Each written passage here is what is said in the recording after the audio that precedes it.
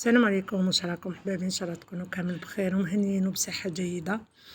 اليوم جيتكم حبيباتي فيديو جديد، ونعتذر منكم لهذا الغياب. عندي شحال ما حطيت فيديو وما دخلتش عندكم لان كانوا عندي ظروف، انه الوالد والوالده تاعي راهم بزاف تعبانين. ندعو لهم حبيباتي بالشفاء، ربي يشافيهم ويعافيهم ان شاء الله. اليوم كما قلت لكم جيتكم بهذه الوصفه تاع خفاف ساهل، بدون دلك بدون عجن، على الوقفه رايحين ديروه بمقادير بسيطه. نبداو هنا بعد الصلاه والسلام على رسول الله في تحضير الوصفه تاعنا. هنا حبيباتي درت 2 كيسان تاع الماء يكونوا دافين، وعندي ملعقه كبيره تاع خميره الخبز وملعقه صغيره تاع السكر. حنا نديرو ملعقه صغيره باش كي نكونوا نقلو في الخفاف تاعنا، وكنديروا ملعقه كبيره راح يتحرق لنا تمتم، يدي اللون والداخل يقعد لنا معجن. على بها درت غير ملعقه صغيره.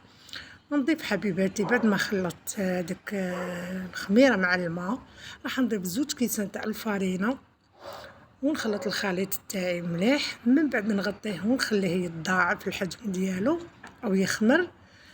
من بعد ما خمر لي حوالي 10 دقائق، نضيف له الكاس الثالث تاع الفارينه، ونضيف له ملعقه صغيره تاع الملح، ونزيد نضيف الكاس الرابع ولكن ما نضيفوش كامل، راح نخليه حوالي 4 كاس.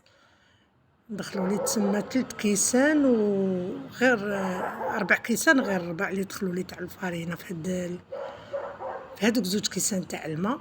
كيما راكم تشوفوا حبيباتي هنا نخبط مليح، ندخل في الفارينه عفوا وراني نخبط هكذا كيما راكم تشوفوا 1 دقيقه فقط. هذا ما كان حبيباتي. كما قلت لكم خفاف ساهل ماهل، تقدروا تحضروه بمناسبة الدخول المدرسي لوليداتكم، باش ان شاء الله العام نديروه في العام الدراسي ان شاء الله يجيهم خفيف ان شاء الله. هذه هي حبيباتي كيما شفتوني حبيباتي بعد ما خبطتهم مليح حوالي كما قلت لكم دقيقه. هنا نجيب الكوكوطه. سمحوا لي حبيباتي راحت لي اللقطه اللي كنت دفيت الكوكوطه تاعي، ما تسخنوهاش دفوها فقط، لانه لو كانت تسخن لكم مليح راح كي تحطوا داك العجين راح يدير لكم واحد الطبقه، واحد يجيب فيه واحد الطبقه يابسه. ان شاء الله فهمتوني.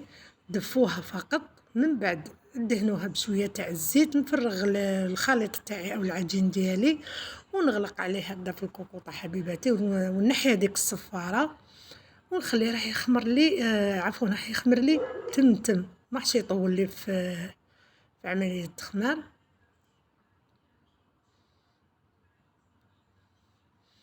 وراح يساعدوا تاني باش يجيكم خفيف. هاد النقطه مهمه حبيباتي. شتو ديك هاد الكوكوطه كي تكون دافيه وتغلقوا عليها راح يتم يخمر لكم، وتاني يجيكم خفيف الخفاف ديالكم. هذه هي. هنا نجيب البلا ندهنه بشويه تاع الزيت ونبدا نقرص في العجينه تاعي هكذا كيما راكم تشوفوا. ناخذ كميه، هنا الكميه كيما تحبوا ديروهم صغيورين، تحبوا تكبروهم.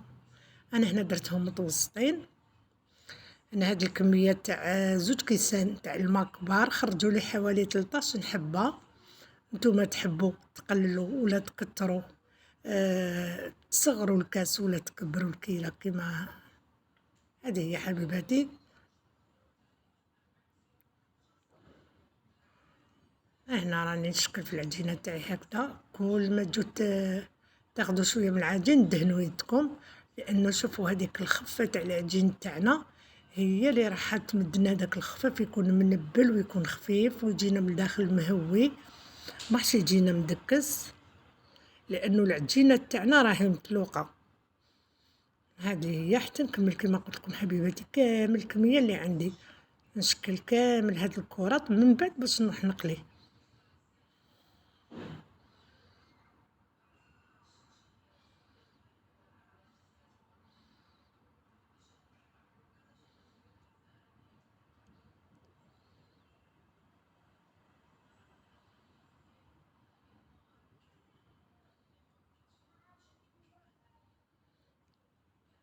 ونتمنى كامل المشتركين الأوفياء تدعوا كما قلت لكم للوالد تاعي اللي راهو تعبان من قلبه، ربي يشافيه ان شاء الله، والام تاعي كذلك اللي عندها كاش وصفه لي كيست في الكلوه.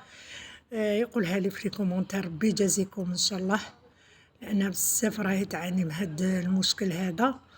حنا كنا عندها حجره في الكلوه ديالها، ولكن عندها لي كيست. ربي يشافيها لي ان شاء الله ويعافيها ان شاء الله يا رب العالمين، يشافي كامل مرضى المسلمين. نولوا الوصفه تاعنا يا حبيباتي. هنا خديت مقله درت فيها شويه تاع الزيت، وناخذ كسرونه باش يجيني الزيت كيما تشوفوا، يجيني باش كنقلي الخفاف تاعي يجيني غامق هذاك الزيت. نشكل الخفاف تاعي كما راكم تشوفوا. ناخذ هذيك الكره ندير لها ثقب في الوسط ونحطها في المقله. من بعد واحد ميبا دقيقه واحد، غير تاخذ لي برك تاخذ لي شويه لون فقط، نرفدها ونحطها في الزيت، تنقلها هكذا في الكاسرونه كيما راكم تشوفوا حبيباتي.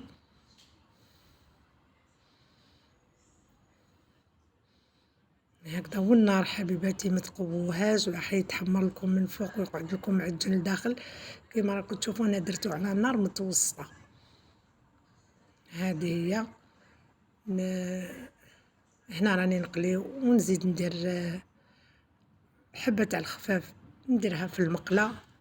ما بيد هذه تكون تحمرت هكذا، نديرو في فوق ورق الطبخ باش يشرب لي هذاك الزيت زياده. انا كنخلص ليه هنا ورق الطبخ، درتو في هاد، ديرو في كسكاس او في صفايه باش يقطر كامل من هذاك الزيت الزايد. هكذا حبيباتي. ومن بعد ما يدي لي اللون الذهبي راح نحيه.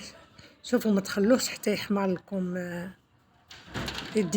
عفوا يدي اللون الغامق هكذا، غير يجي هكذا يدي اللون الذهبي راح نحوه. سمحوا لي حبيباتي، راني بزاف تعبانه، الله المستعان.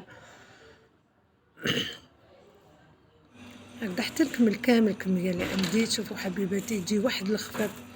هنا نسيت بنتي باش تخلي لكم هذاك الصوت، حبيت تسمعوه تاع القرمشه تاع الخفاف ديالنا. معليش راح يجيكم مقرمش من برا والداخل طري وفارغ، يجي بزاف هايل. صدقوني حبيباتي، تمنيت ان شاء الله تجربوه وتدعوا لي. شوفوا كيفاش يجي مهوي من الداخل. شهيتكم في الجنه ان شاء الله حبيباتي، ونقول لكم مع السلامه في وصفه واحده اخرى ان شاء الله. تهلاو في روحكم وفي صحتكم وفي وليداتكم، وبزاف بزاف في والديكم. السلام عليكم.